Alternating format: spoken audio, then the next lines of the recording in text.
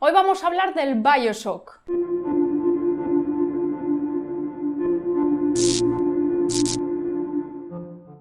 Bueno, en realidad no vamos a hablar del Bioshock, vamos a hablar de un componente del Bioshock que son los plásmidos, los famosos plásmidos que tú te pinchas y bueno, pues lanzas fuego, electricidad y haces que aparezcan abejas y cosas de esas. Bueno, ese tipo de plásmidos. Realmente si utilizamos la definición que viene en el Bioshock, ¿qué es un plásmido? Es una especie de sustancia que te da una cualidad nueva que no tenías antes.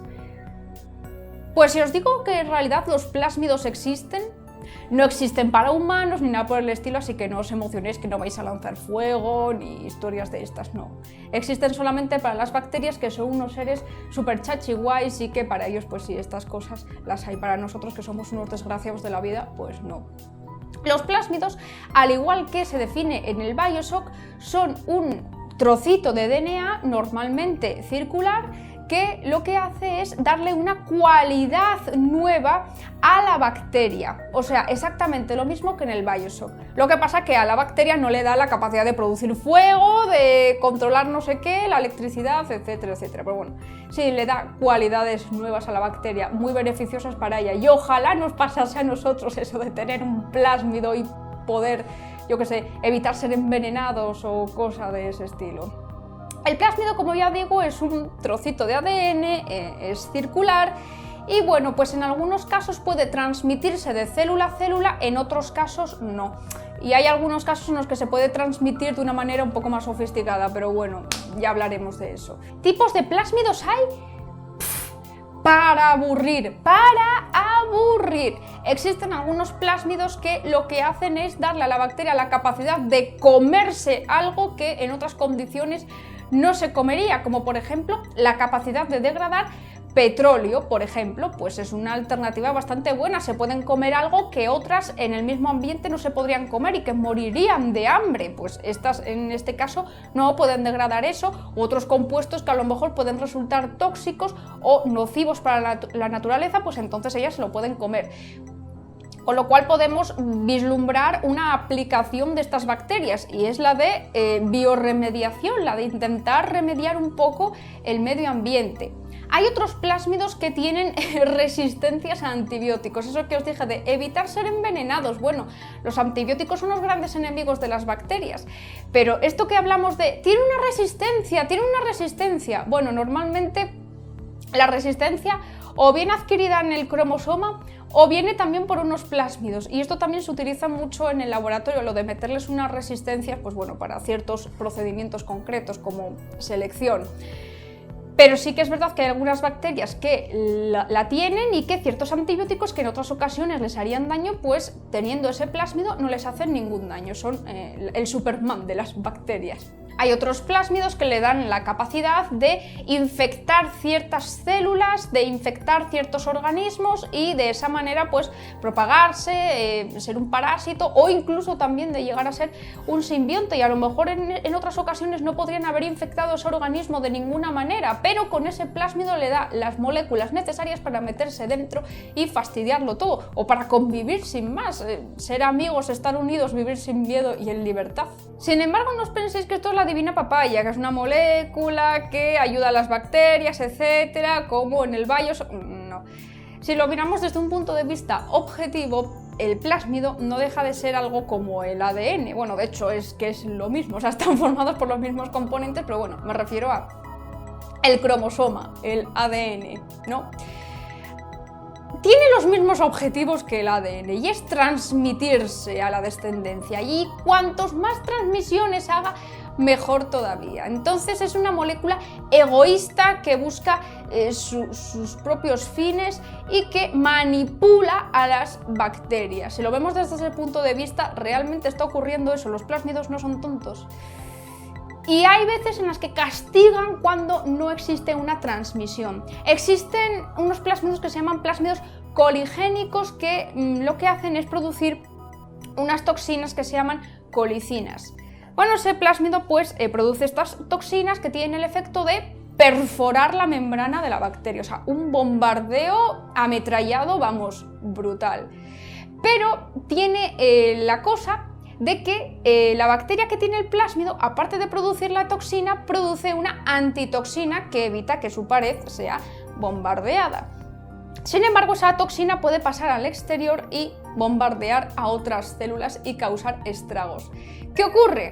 Que todos los muertos son bacterias que no tenían el plásmido y que la que sobrevive es la chula que tenía el plásmido.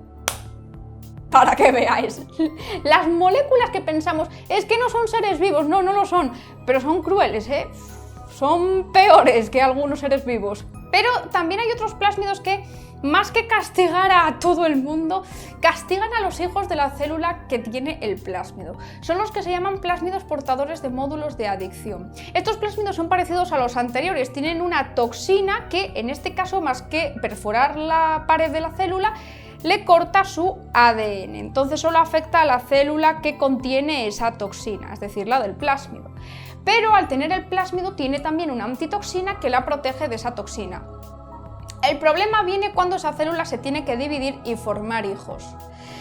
Resulta que puede haber ocasiones en las que el plásmido, bueno, pues no pase a un hijo, ¿no? Normalmente una célula se divide en dos, bueno, pues su ADN, incluido el ADN plasmídico, tiene que multiplicarse para que haya dos copias, una para una hija y otra para la otra. Pero puede haber algún caso en el que no pase una copia de ese plásmido a la otra hija. Pues como esa hija tiene el mismo citoplasma que tiene su madre, va a tener en él una cantidad concreta de toxina y de antitoxina. ¿Pero qué pasa aquí? Pues que la toxina se degrada mucho más tarde que la antitoxina, con lo cual la toxina va a permanecer más tiempo en la célula hija y le va a cortar todo el ADN. ¿Qué os parece? Los plásmidos, ¡Ay, si le hubiese pasado lo mismo a Jack! ¡Ay, por Dios, si le hubiese tocado algún plásmido de estos puñeteros! Habría sido el videojuego muchísimo más difícil de lo que era en un principio. Pero quizás preguntéis cómo es posible que estos plásmidos se transmitan de una célula a otra. Bueno, una forma es transmisión vertical, ¿no? De padres a hijos. Pero existe otra manera, que es el sexo bacteriano, también conocido como conjugación. Más que nada consiste en que una célula se pone erecta y le mete el pene a otra. Básicamente consiste en eso. Lo que pasa que, bueno, pues como el mundo de la ciencia está lleno de eufemismos, pues al pene ese le llaman pilus y al proceso le llaman conjugación en lugar de, yo qué sé, sextucción o alguna cosa de ese estilo. En el proceso de conjugación, básicamente lo que ocurre es que el ADN plasmídico, y solo ese, bueno, pues se va a multiplicar y una copia se va a quedar en la célula primera y la otra copia va a pasar a la otra célula, la célula receptora. Lo que ocurre es que la célula donadora, pues en ese plásmido tiene los componentes para fabricar una especie de lo que yo dije pene, pero en realidad es un filamento llamado pilus, y que se conecta con la otra célula. Conecta entonces los dos citoplasmas de tal manera que la copia del plásmido puede pasar perfectamente de la célula donadora a la célula receptora. Luego en la célula receptora se vuelve a poner circular, se vuelve a poner todo normal y pues, el pilus se elimina y ya no hay ningún problema. Ya las dos células tienen un plásmido. No todos los plásmidos se conjugan, o sea, para que un plásmido se transmita por conjugación tiene que tener los genes necesarios para que esto se produzca. Son genes que vienen dentro del plásmido, no dentro del propio ADN cromosómico de la célula, así que no todos los plásmidos se transmiten de esta manera. Esto es todo lo que os tenía que contar acerca de plásmidos. Como veis, bueno, se parece un poco a lo del BioShock, pero tampoco penséis que es la gran cosa. Eso sí, a las bacterias les vienen que ni pintaos. Ojalá nos pasase eso a los humanos. Ojalá, yo quisiera poder, no sé, respirar dióxido de carbono o alguna cosa así, o no sé, producir fuego también molaría, pero no existe un plásmido de esos. Pero molaría también tener las mismas habilidades que Jack.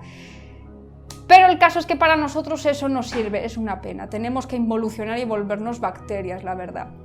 Son los mejores seres vivos de este planeta. Tienen todas las ventajas que os podéis imaginar. Eso es todo. Un saludo y nos vemos en el próximo vídeo. Si quieres que llegue a tu móvil un aviso cada vez que suba un vídeo, no te olvides de darle clic al botón suscribirse debajo del vídeo y a continuación apretar a la campanita que aparecerá al lado. Muchas gracias.